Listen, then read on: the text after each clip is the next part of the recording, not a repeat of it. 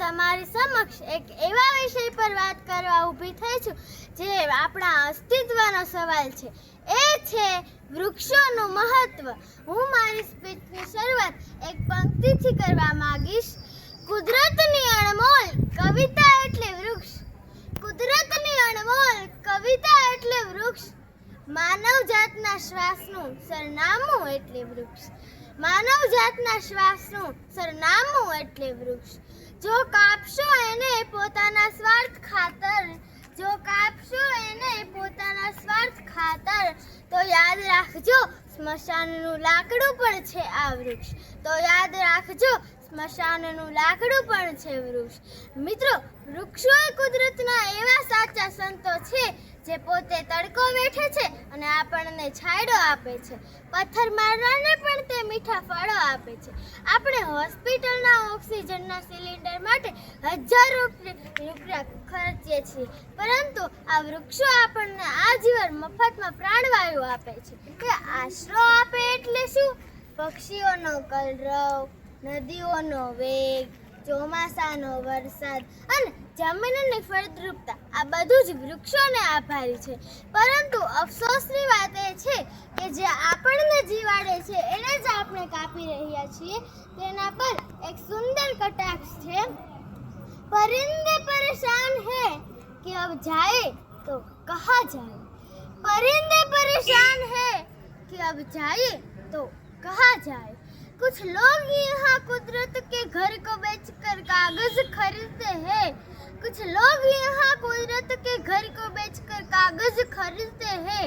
अरे पैसा तो कमा लिया तुमने इस दुनिया में, अरे पैसा तो कमा लिया तुमने इस दुनिया में, मगर सोचो श्वास कहाँ से खरीदोगे जब सारे वृक्ष कट जाएंगे.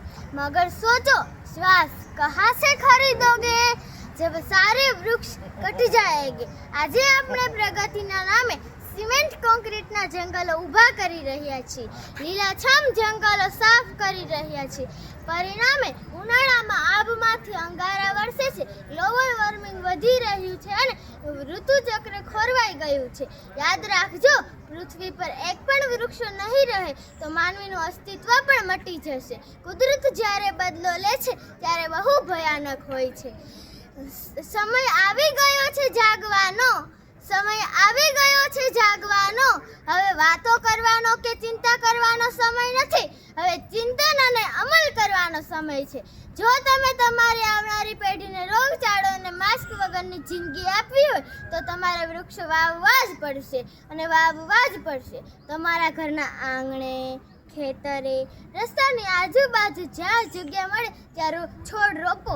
માત્ર રોપો જ નહીં, તે મોટો થાય ત્યાં સુધી તેનું બાળકની જેમ જતન કરો. એક વૃક્ષ એક જિંદગીનો સંકલ્પ કરીએ, એક વૃક્ષ એક જિંદગીનો સંકલ્પ કરીએ.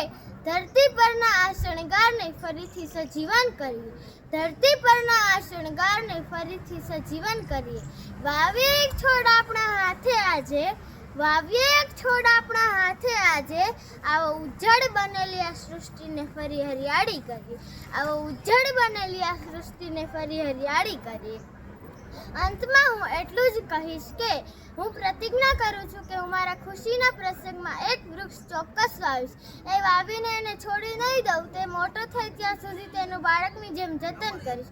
આ અમૂલ્ય સંપત્તિનું હું રક્ષણ કરીશ. પાણી અને પર્યાવરણ ક્યારેય બગાડ નહીં કરું, કારણ કે જો વૃક્ષો સુરક્ષિત હશે તો જ આપણું જીવન સુરક્ષિત રહેશે.